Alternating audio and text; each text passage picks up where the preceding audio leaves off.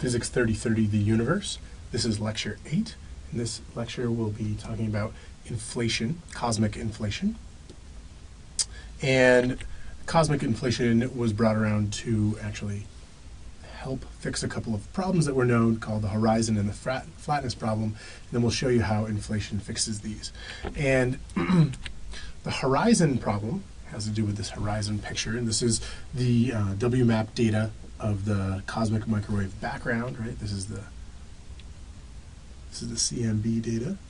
Okay. Now, the horizon problem really has to do with, well, the horizon is as far as we can see, right? So that's normally, we all know the idea of what normal horizon is. But as the universe ages, okay, and it expands, the furthest out we can see from Earth in the center, okay, is sort of how far light has been able to travel. So, how far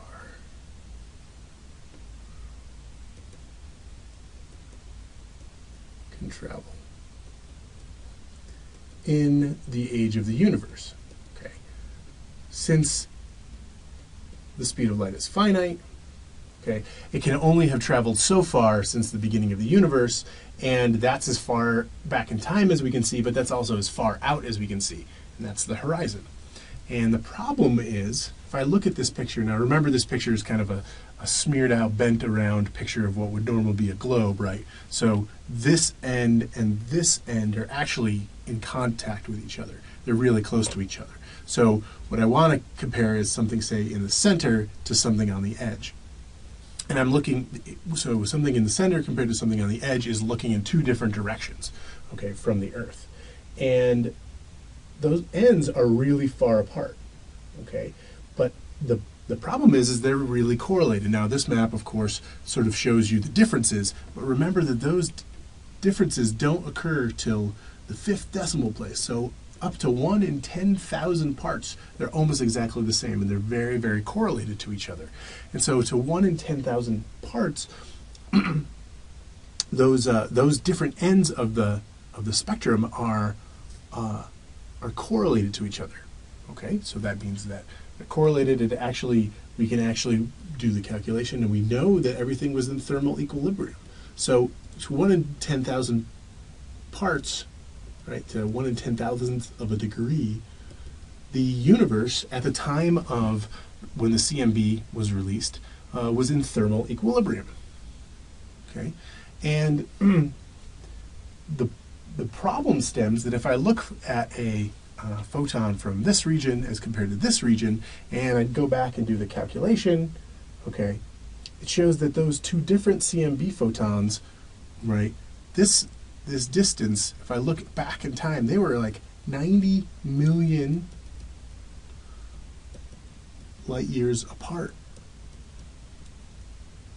Okay, but if they were 90 million light years apart, how could they be bouncing around, right? Remember, well, or I will let you know if you don't know, thermal equilibrium is really talking about molecules, okay, and it's talking about them bouncing around at each other, and it basically says that the average of the molecules is pretty close to what the energy of all these molecules are, because they're bouncing around with each other, and they all have the same type of energy, but they have to bounce off of each other to be in thermal equilibrium and to all know what the temperatures are. It's the same idea as if I bring two boxes, two cubes of metal, say, that are two different temperatures, and I just put them in contact with each other, right? Whatever the temperature of T1 and T2 are, they'll basically move to the average temperature.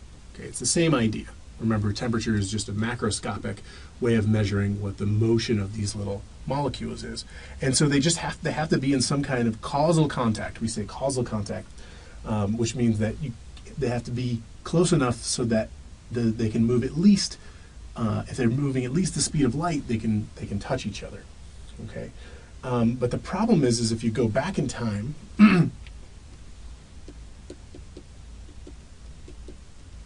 to when the CMB was released,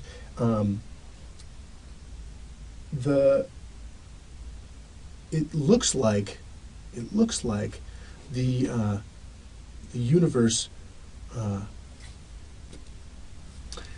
it looks like the furthest that these particles could have been apart was about 900,000 light years, which is a lot smaller than 90 million light years. So the universe is expanding at this early time, and we're going to do a little digression. Actually, let's do a little digression about what we're trying to talk about here.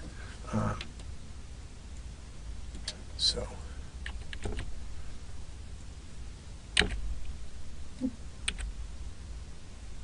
Okay, what I want to talk about is how it is that something that's only 300,000 years old, so at 300,000 years old, okay, the universe could have even been 900, photons could have even traveled 900,000 years. So that's what the calculations say. Photons from the center could have gone 900,000 light years. And this is because the universe is expanding. Okay, so let's go back to our pictures of the balloons. Okay, so we have a balloon and we have a little ladybug sitting on the balloon. Okay, and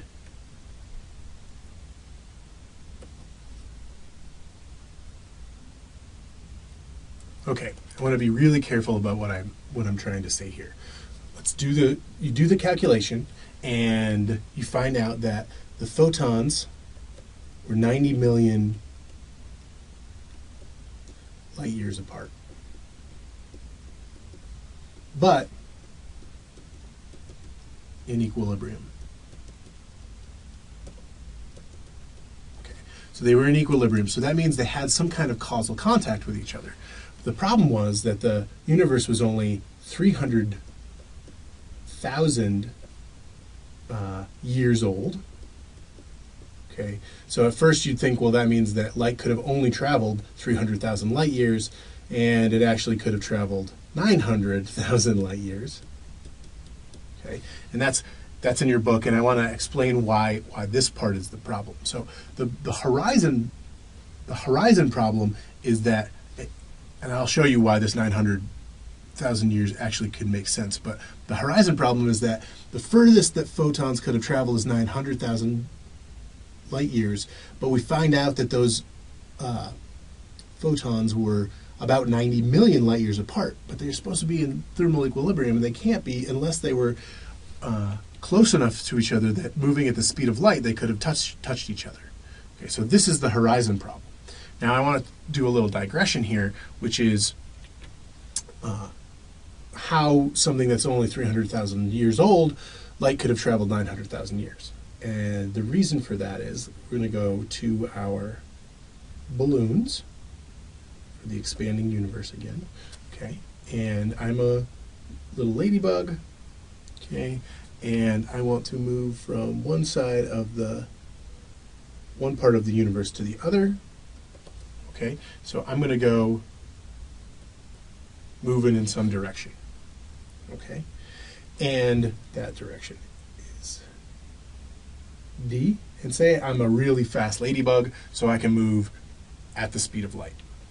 Okay, well, of course, the universe is expanding while I'm moving. Okay, so I've gotten bigger over here, and as I've grown bigger, the spot I was going to is further away than it was when it started. And so because of that,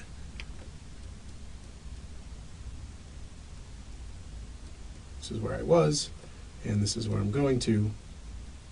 Because it's expanding out from underneath me, I can actually move faster than, I can move a distance that doesn't quite seem to make as much sense with the whole speed of light being the speed limit.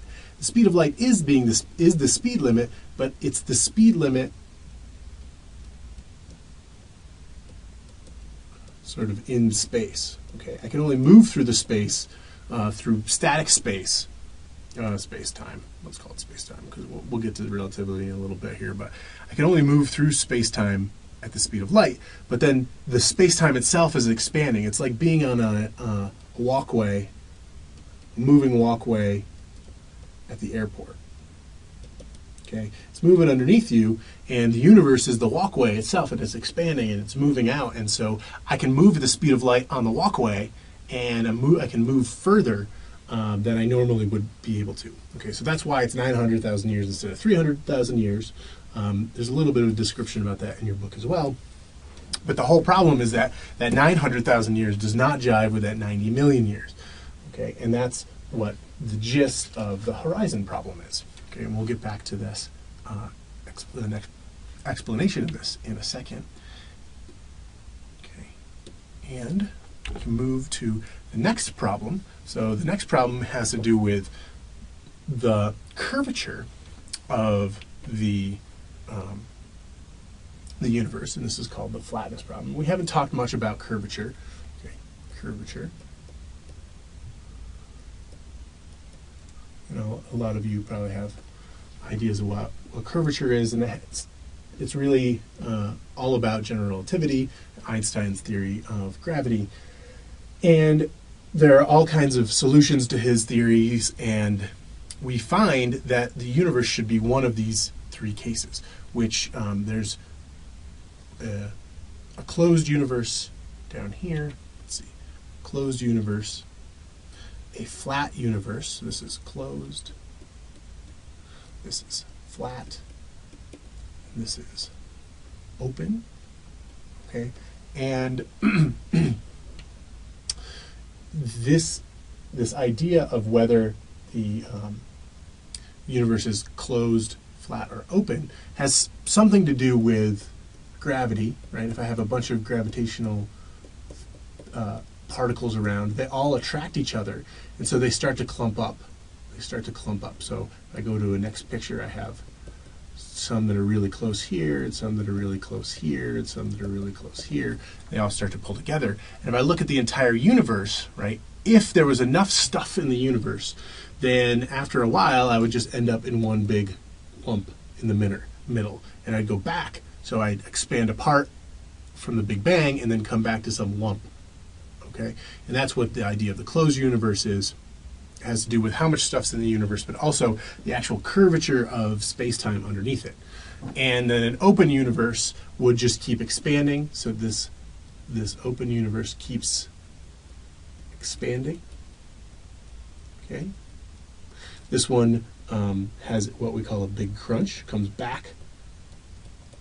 Okay, and this graph is the size. This is sort of time, and this is the size of the universe, right? So it starts at some spot, kind of moves up the way, and then at some point it starts getting pulled back together. The open universe just keeps expanding and getting bigger, and the flat is some perfect in between, okay, where there's enough stuff where it doesn't accelerate apart like in the open universe, and it doesn't come back together. It just kind of like keeps coasting. Okay, that's kind of how I like to think about the flat cases. It keeps coasting. And there's something that your book refers to, and cosmologists refer to as the critical density. Okay, and this critical density really has to do with expansion and the breaking due to gravity, right? Which I was just talking about above. So gravity sort of pulls everything together, just tries to slow down that expansion because it's all attracted to everything's attracted to each other. And doesn't matter too much, but there's something called omega, okay? And if omega is the critical density, if it's less than 1, then there's not enough stuff for gravity to really expand it. If omega is greater than 1, then the universe contracts. And if omega is exactly equal to 1, that's the flat case. Okay. Now, the problem is that it turns out that to our measurements, to a very, very close, the universe is flat. Now, this is a very special number, this critical density, and scientists do not like this. We're bothered by this idea that the universe, this one number, is almost exactly what it needs to be. And your book talks a little bit about where this thing had to have started. It has to be in like the 9th decimal place. So it could have been between 1.000, lots and lots of zeros, 1 and 0.9999999. So between those two numbers, which is pretty exact, and we don't like this. And so this is what's called the flatness problem. Okay, because it turns out the universe is flat, and we don't know why. Okay, in general, over the average of the entire universe, it is flat. Okay, and so we get to a gentleman named Alan Guth.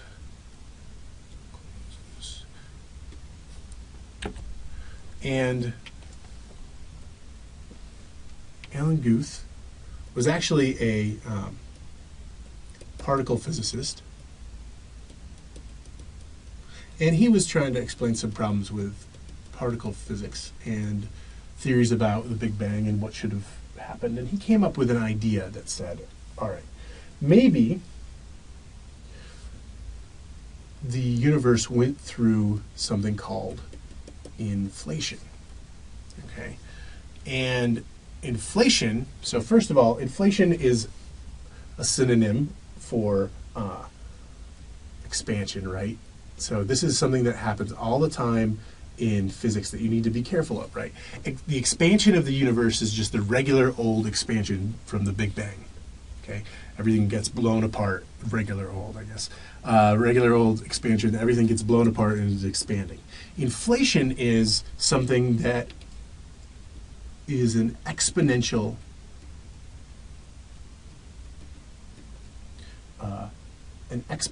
expansion, a really special time in the universe when we went through not just expansion, but let's call it uber expansion. And again, this happens all the time in physics. Words that we use colloquially as the same, so things like momentum or force or energy, those are very specific things in physics. And so when I say expansion, I mean one thing, regular old expansion. When I say inflation, I mean this very special time when we had exponential expansion. Okay, and there's a little bit of talk about what exponential means in your book, and I really recommend you taking a look at it.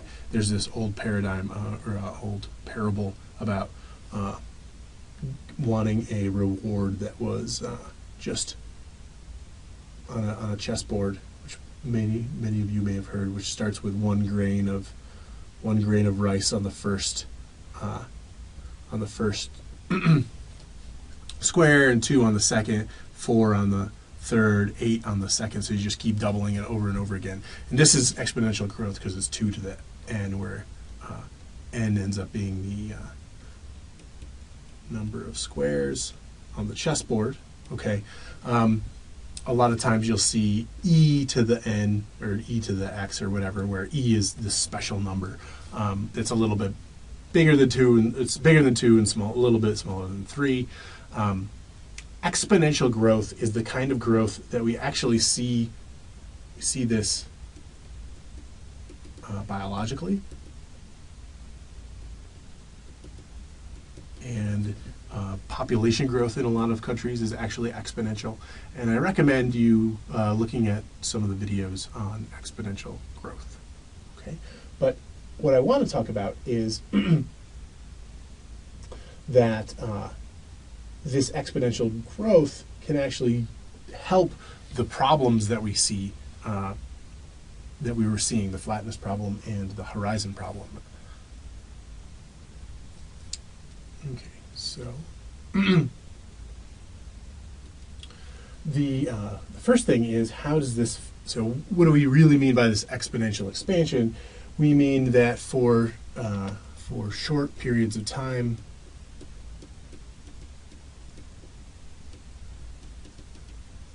Okay, the distances, right? Distances would go from d to something like d times 10 to the 30. Huge, huge distances in really small scale, in really small amounts of time. So the idea was that I can go from this to this in, say, 10 to the negative 35 seconds, which is crazy. And if I look at how fast this expansion rate is actually way faster than c, than the speed of light. Now, how can that be? Right? Again, we say that the speed of light is how fast something can travel through space, time, and the universe is not traveling through space-time. It's just expanding. It's not light moving through space-time. It's just expanding. So these expansion rates can be huge. So that's what we're talking about. These e-foldings, we call them e-foldings because of that e in the exponential function, but huge expansion for very short amounts of time. And your book refers to something called a false vacuum. And the idea here is that, all right, if I was to draw something like this, the universe is sitting at some energy level here, okay? And the idea is that there's more energy than you think, because you think this is the vacuum because that's where you're sitting. But really, this is the vacuum down here, and basically there's a mechanism where this gives you more energy. You have, this would be some kind of energy scale of the universe, what the energy universe has, and this is some maybe some time or some other part of some other parameter. But you're sitting up here and you have a lot of energy and you're using that to expand really quickly. It only lasts for a short amount of time, and then you quantum mechanically tunnel to this side. The details aren't important. The idea is that you just get this expansion really, really fast. Now, how does this help with things? Well, it helps with things is that if I look back normally and I see, okay, all of the molecules at some point, all of the stuff in the universe, all of the atoms and all the things that were there, say at the CMB, are about this far apart from each other. But that's too far apart, right? So too far apart for equilibrium. Well, if a little while before this, everything was way, way closer to each other, much, much faster than the expansion that we would normally think of just from the Big Bang, right? So this is the sort of expansion that we would think about inflation. This is some exponential expansion.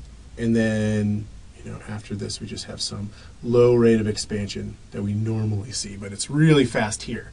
Okay, well, if it's really fast here, then back in this epoch, when we're starting, everything was still in causal contact.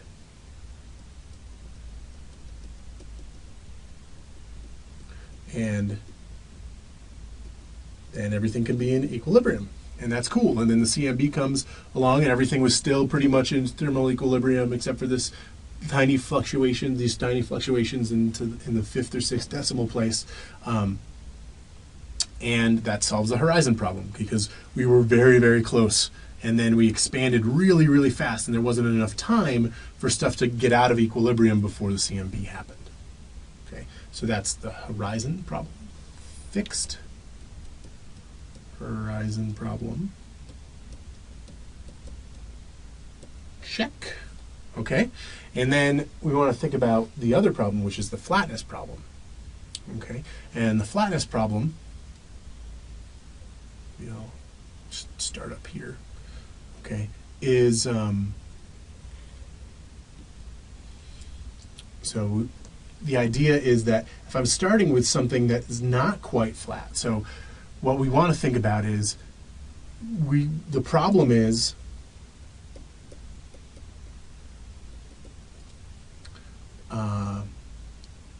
the omega equal to 1, right? We don't want it to be perfectly flat. We don't understand how that could be.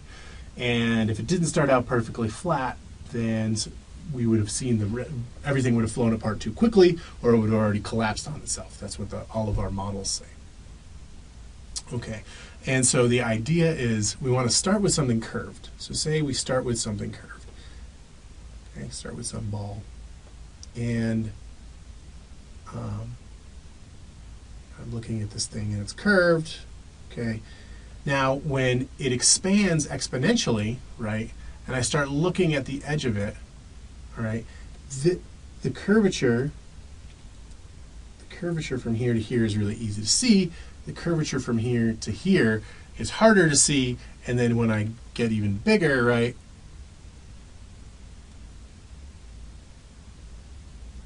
the curvature on a piece of it is harder and harder to see. So you can see the whole thing is curved, but if I look at just this point of it here, it's really hard to tell that's not just a straight line. This is the same exact thing that kept us from thinking the Earth was round for the longest time, right? The Earth is round, but it looks flat to us locally, and it's because it's so big that we don't see it. Well, this expansion, this exponential expansion,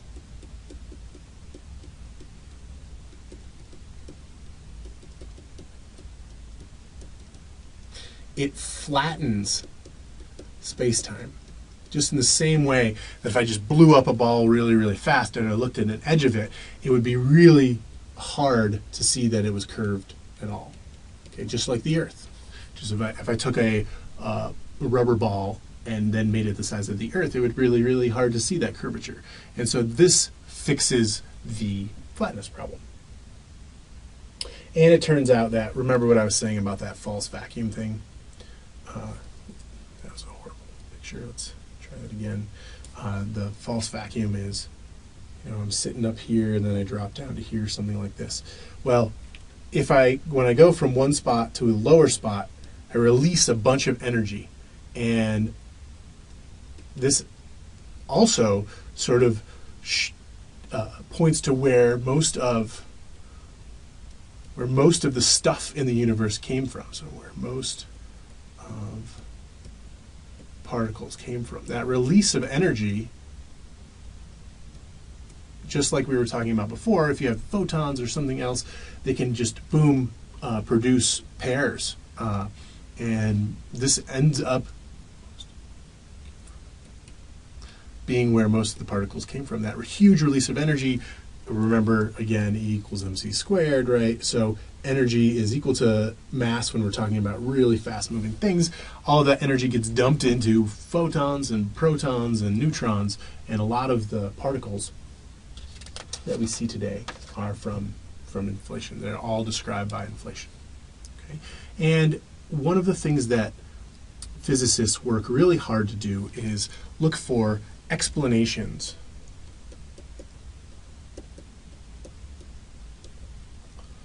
of a mechanism for inflation. So a lot of particle physicists, a lot of cosmologists spend their time trying to figure out what were the mechanisms that got inflation to work out. And so there are a lot of different theories out there. Your book talks a little bit about them. I'm not going to go into too much detail on them here, but there are a lot of theories out there. We're trying to understand what was the mechanism that allowed inflation to happen and really caused this exponential expansion.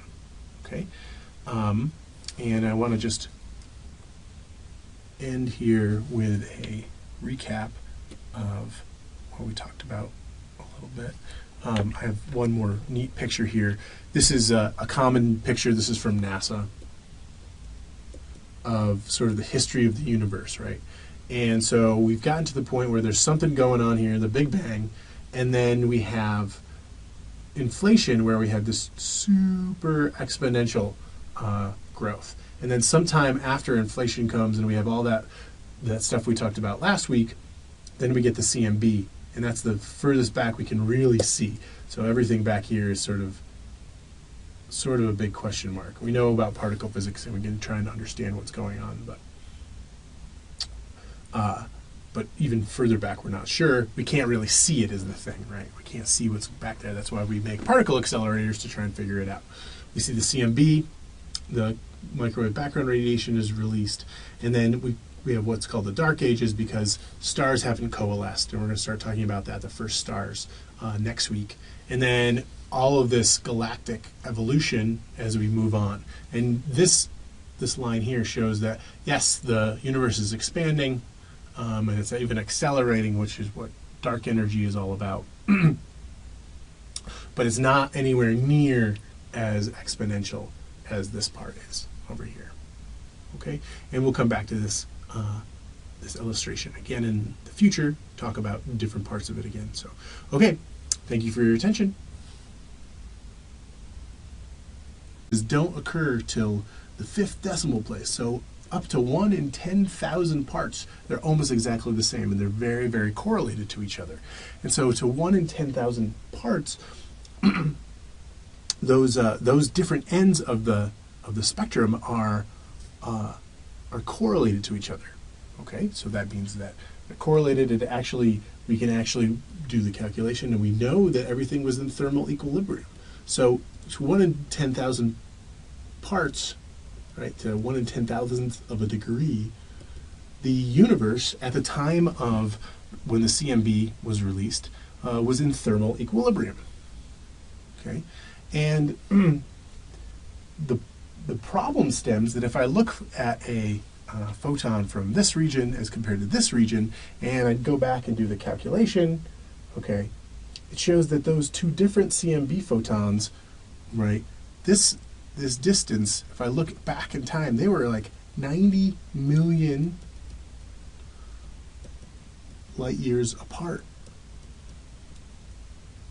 Okay, but if they were 90 million light years apart, how could they be bouncing around, right? Remember, or I will let you know if you don't know, thermal equilibrium is really talking about molecules, okay, and it's talking about them bouncing around at each other and in time, as we can see, but that's also as far out as we can see, and that's the horizon.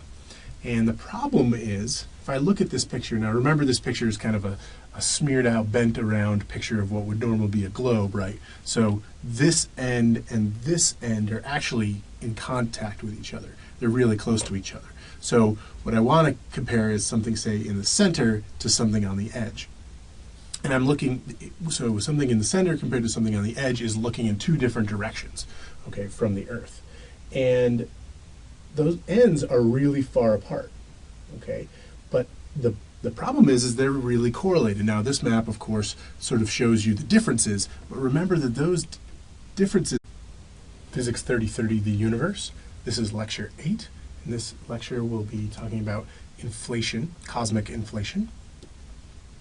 And cosmic inflation was brought around to actually help fix a couple of problems that were known, called the horizon and the flatness problem. And then we'll show you how inflation fixes these. And the horizon problem has to do with this horizon picture. And this is the WMAP data of the cosmic microwave background, right? This is the CMB data. Okay. Now, the horizon problem really has to do with, well, the horizon is as far as we can see, right? So that's normally, we all know the idea of what normal horizon is. But as the universe ages, okay, and it expands, the furthest out we can see from Earth in the center, okay, is sort of how far light has been able to travel. So, how far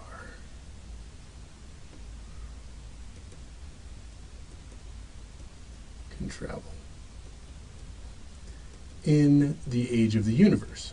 Okay, since the speed of light is finite, okay, it can only have traveled so far since the beginning of the universe, and that's as far back